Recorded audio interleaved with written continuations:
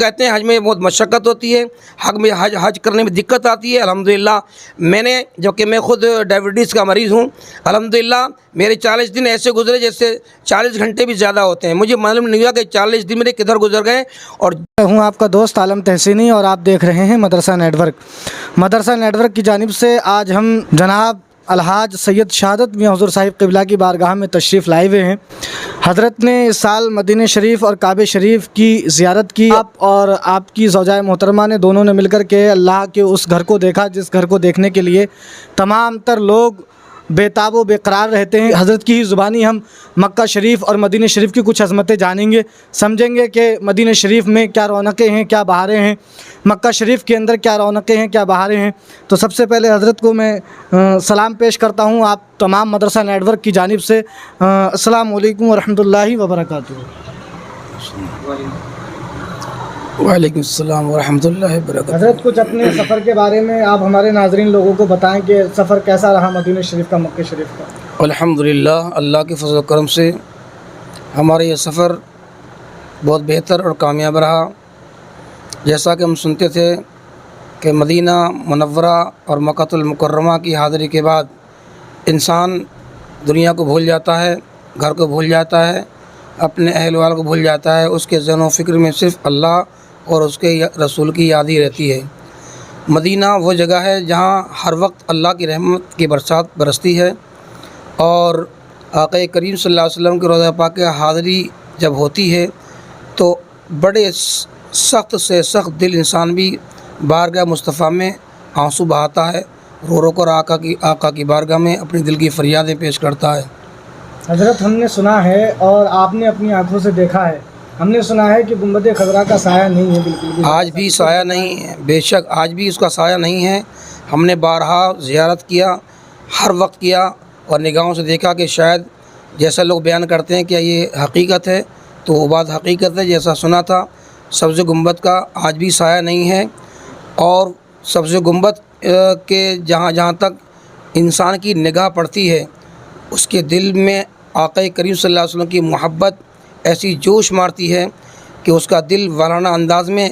آنسو بہا بہا کر اپنے آقا و مولا کی بارگاہ میں درود و سلام پڑھنے کے لیے مجبور ہو جاتا ہے۔ حضرت ہم نے یہ سنا ہے کہ جب مدینہ شریف حاجی لوگ جاتے ہیں تو سنی اہل سنت والجماعت والے وہاں جا کر کے نبی کے اوپر درود پڑھتے ہیں، تو وہاں کے جو خدام لوگ ہوتے ہیں تو کیا وہ اس کو منع کرتے ہیں پڑھنے کی؟ نہیں ایسا کچھ نہیں ہے، تو ہو وہاں پر؟ نہیں ایسا کچھ نہیں ہے۔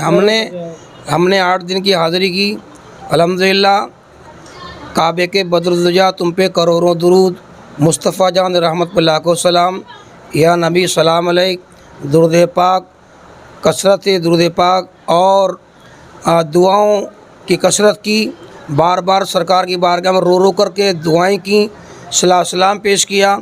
آقا کریم صلی اللہ علیہ وسلم کی بارگاہ میں دل و جان سے درود پاک کی کثرت کے ساتھ ساتھ دعائے خیر تمام امت مسلمہ کے لیے، اپنوں کے لیے، اوروں کے لیے دعائے خیر کی۔ کسی نے نام کو منع کیا، نہ کسی نے ہمیں دھکے مارے جیسے لوگ بیان کرتے کہ مارتے ہیں، ایسا کچھ نہیں ہے۔ وہ لوگ کچھ نہیں کہتے ہیں، فقط بات صرف یہ ہے کہ رش کی بنیاد پر وہ لوگ پبلک کو دائیں بائیں نکال دیتے ہیں تاکہ رش کم ہو جائے اور لوگوں کے زائرین مدینہ کو کوئی کسی قسم کی دقت پریشانی نہ آ سکے، کیونکہ لاکھوں کا مجمع ہوتا ہے۔ اگر لوگ وہاں پر کھڑے رہیں گے تو آنے والے لوگ پریشان رہیں گے اور رش رہے گا، جس سے افراتفری کا ماحول پیدا ہو جائے گا۔ اس لیے وہ اپنی ذمہ داری پوری کرتے ہیں اور لوگوں کو وہاں سے راستے کے ذریعے فوراً راستے سے باہر کر دیتے ہیں کہ سلام پڑھتے جائیے، اپنا دعا کرتے جائیے اور یہاں سے راستہ خالی کر دیں تاکہ آنے والوں کو جگہ ملے، آنے والوں کو حاضری کا موقع میسر آ جائے۔ مگر اکثر لوگ جب کھڑے رہتے ہیں کافی دیر تک تو وہ ڈانٹ کے کہتے ہیں کہ یہاں سے آپ باہر ہو جائیے، تو وہ ان کی ذمہ داری ہے، کیونکہ اب اس کے بعد میں دوسرا بھی آنے کا دوسرے کو بھی موقع ملے آنے کے لیے، دوسرے کو ہی موقع آنے کے لیے ملے، مگر مجبوری ہے کہ لوگ اسی بات کو کہتے ہیں کہ وہ ہم ڈانٹتے ہیں، دھکے مارتے ہیں، برا کہتے ہیں۔ ایسا کچھ نہیں ہے، آپ درود پاک جتنا چاہیں پڑھیں، سلام جتنا چاہیں پڑھیں، کچھ بھی کریں، مگر شور نہیں ہونا چاہیے۔ اور یہ وہ تو حقیقت ہے، آقا کریم کی بارگاہ میں درود و سلام بھی زور سے پڑھنا منع ہے، صلاۃ و سلام بھی زور سے پڑھنا منع ہے۔ وہ ہمارے آقا و مولا ہیں، ان کی بارگاہ میں تو ہمیں صلاۃ و سلام پڑھتے وقت بھی آواز کو پستی رکھنا چاہیے، کیونکہ وہ کائنات کے مالک و مختار ہیں، آقائے دو جہاں ہیں، اللہ کے محبوب ہیں، وہاں پر جتنا ادب کیا جائے اتنا کم ہے۔ اس لیے مؤدبانہ ادب میں گردن جھکا کر، سر جھکا کر کے پست اور بھینی بھینی آواز میں آقا کی بارگاہ میں صلی اللہ علیہ وسلم پیش کیا جائے اور سلام پڑھتے ہوئے بارہا کبھی ایسا موقع نہیں ہم کو ملا کہ جس وجہ سے کسی بھی اس کے خدام نے یا کسی ان خدمت کرنے والوں نے حفاظت کرنے والوں نے ہم کو پریشان کیا ہو یا منع کیا ہو، ایسا کچھ نہیں ہے۔ حضرت ایک بات اور، مدینہ شریف سے جب حاجی لوگ واپس ہوتے ہیں تو ان کے دل کی کیفیت کیا ہوتی ہے؟ کیفیت دل کی ہوتی کہ لوگ آپس میں سپٹ کر کے گلے مل کر ایسے روتے ہیں جیسے کہ اپنے گھر سے کوئی ودا ہوتا ہے، جیسے دلہن گھر سے ودا ہوتی ہے اس طرح وہاں کی بدائی ہوتی ہے جو رقت انگیز ہوتی ہے۔ وہاں کی بدائی آدمی اگر دیکھے گا تو دیکھنے والا بھی رو پڑے گا، گلے مل مل کر لوگ وہاں سے رخصت ہوتے ہیں، بار بار سبز گنبد ان کی نگاہوں کے سامنے ہوتا ہے اور وہ بلا بلا کر روتے ہیں، یا رسول اللہ بار بار حاضری عطا ہو، بار بار حاضری کا موقع ملے۔ یہ دعا کرتے کرتے روتے ہوئے زائرین وہاں سے اپنے سینوں کو سامنے کیے اور پیٹھ کے پیچھے واپس ادب کے دائرے میں بار بار سرکار کی گنبد پر نظر رہتی ہے۔ مکہ شریف میں جب صفا مروہ کی پہاڑیوں پہ حاجی لوگ چکر لگاتے ہیں تو صفا اور مروہ میں کتنا ڈسٹینس، کتنا فرق ہے آنے جانے؟ لگ بھگ 35 منٹ میں ہم لوگ صفا مروہ کی صحیح کر لیا کرتے تھے، اور صفا مروہ میں کتنی بھیڑ ہو یا حرم شریف میں طواف میں کتنی بھیڑ ہو، یہ اللہ کی شان و قدرت ہے، سرکار کا معجزہ ہے کہ اگرچہ سینے سے سینہ ملتا ہے مگر بڑی آسانی کے ساتھ میں کمزور سے کمزور اور کمزور سے ضعیف بزرگ ہو، مرد ہو یا عورت ہو، وہ آرام سے صحیح کو مکمل طریقے سے ادا کر لیتے ہیں اور طواف آرام سے کر لیتے ہیں۔ جب وہ استلام کا یعنی سنگ اسود کا سامنا ہوتا ہے تو رش ہوتا ہے، مگر اس سے نکلنے بعد میں آدمی تھوڑا سا گھبراتا تو ہے کہ ہاں بھیڑ زیادہ ہے، مگر چند لمحے کے بعد جب آتا ہے رکن عراقی کے پاس میں اور جب مستجاب کے درمیان اور رکن یمنی کے درمیان میں آتا ہے تو بالکل ٹھنڈی حوالہ چلتی ہے اور لگتا یہ جیسے کوئی تھکان نہیں ہے اور بالکل میدان صاف ہو جاتا ہے اور آسانی سے سب کا طواف ہوتا ہے اور آسانی سے صحیح ہوتی ہے۔ لوگ کہتے ہیں حج میں بہت مشقت ہوتی ہے، حج کرنے میں دقت آتی ہے۔ الحمدللہ میں نے، جبکہ میں خود ڈائبٹیز کا مریض ہوں، الحمدللہ میرے 40 دن ایسے گزرے جیسے 40 گھنٹے بھی زیادہ ہوتے ہیں۔ مجھے معلوم نہیں ہوا کہ 40 دن میرے کدھر گزر گئے، اور جتنی دوڑ بھاگ میں نے کی، عمرے کیے، طواف کیے،